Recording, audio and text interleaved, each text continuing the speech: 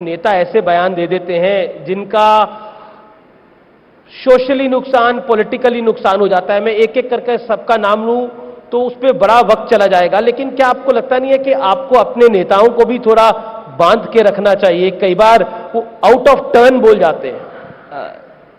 हमें अपने नेताओं को बांधना चाहिए, बीजेपी को अपने नेताओं को बांध के रखना चाहिए।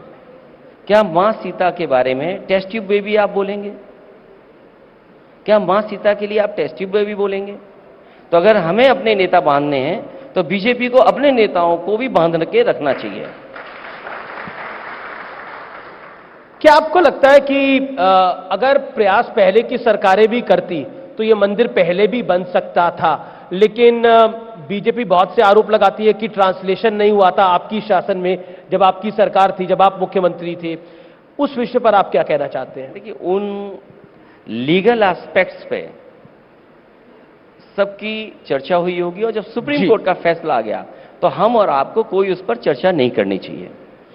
मेरा अगला सवाल है, मैं 32 साल पुरानी एक तस्वीर आपको दिखाना चाहता हूं। इस तस्वीर में कार सेवक हैं, उन पर लाठीचार्ज हो रहा है और आरएसएस वीएचपी इसको बड़ा इशू बनाती है। वो तस्वीर पीछे अभी प्ले होगी।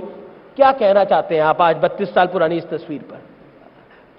पुरानी बातें उखाड़ने से कुछ मिलना नहीं है, गड़े मुर्दे उठाने से कुछ मिलना नहीं है। जो संविधान का पालन करेगा, जी, संविधान को पालन करने वाले ही इस देश में पूजे जाएंगे। शिवपाल जी, जो कि आपकी पार्टी में बड़े नेता हैं, वरिष्ठ हैं, उन्होंने बयान दे दिया कि अगर लाठीचार्ज और गोली नहीं चलवाते तो क्या करते? संविधान का पालन करना था हमें। मैंने आपसे क्या कहा? बाबा साहब भीमराव अम्बेडकर जी का जो संविधान है, जो संविधान के पक्ष में होगा, जिसने संविधान बनाया हम उसे भी आज पूछते हैं, जो संविधान के पक्ष में खड़ा होगा हम उसका भी सम्मान करेंगे। क्या आपको लगता है? और जब आप शपथ लेते हैं तो आप शपथ संविधान की लेते हैं, आप शपथ किसी और चीज की नहीं लेते हैं। क्या आप शपथ बदल सकते हैं? मैं कहता हूं कि क्या कोई शपथ किसकी लेगा ये बदली जाएगी? हम सब जब कभी किसी पद पर पहुंचते हैं उस पद पर शपथ हम संविधान की ही लेते हैं।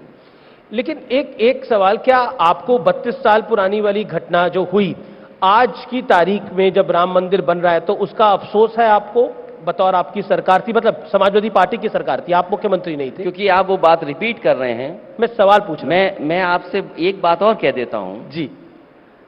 जो सरकार में मुख्यमंत्री रहते हैं और जो अधिकारी होते हैं, पहले आपने भी एक अधिकारी को बहुत सम्मान के स्थान पर बैठाया है, आप माफी उनसे भी मंगवा दीजिए।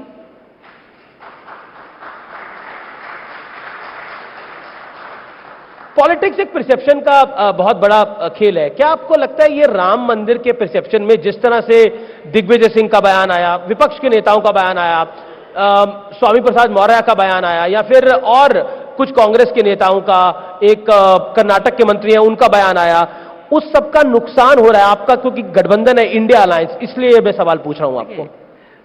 इंडिया गठबंधन जीत के आधार पर बनने जा रहा है। जी। इंडिया गठबंधन और पीडीए हमारी रणनीति भारतीय जनता पार्टी के एनडीए को हराएगी, पीडीए एनडीए को हराएगा और पीडीए ही हमारी रणनीति है। अगर इंडिया गठबंधन का कोई लीडर कुछ बोल रहा है हमें उस पर टिप्पणी नहीं करनी, लेकिन हमारी रणनीति अगर कोई है तो वो पीडीए रणनीति है।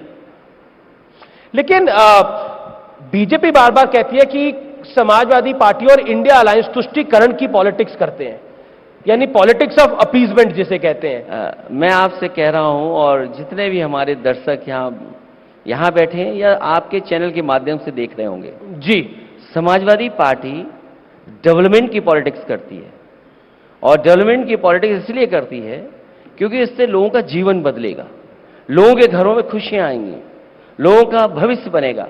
मैं जहां से शुरू बात की थी मैं बात वहीं पहुंचा देता हूं कि जिस जगह हम यहां बैठे हैं ये हाईटेक अंसल सिटी है, ये कभी नेताजी और समाजवादी पार्टी की बनाई हुई है।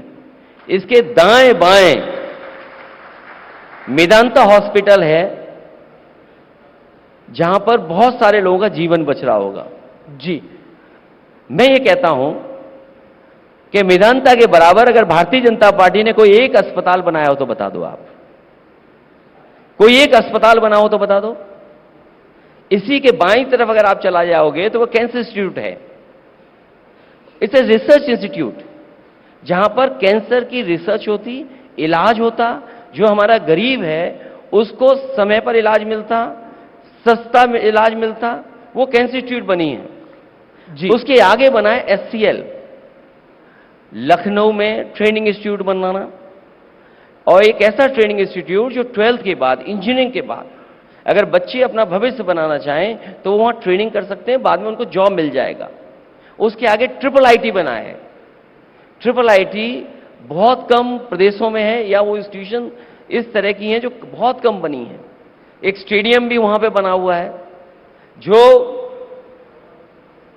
देश का सबसे सुंदर स्टेडियम है, और वो एक ऐसा स्टेडियम है जहां इंडिया को जिताता है वो स्टेडियम। जी जी। आप एक सड़क पे चले जाएं बाईं तरफ, 5 लाख प्रोक्योरमेंट का मिल्क का प्लांट लगा है पराग का। उसके बगल में लगा है 5 lakh litre per day procurement का अमूल का प्लांट। पल पल में, युग युग में, हर क्षण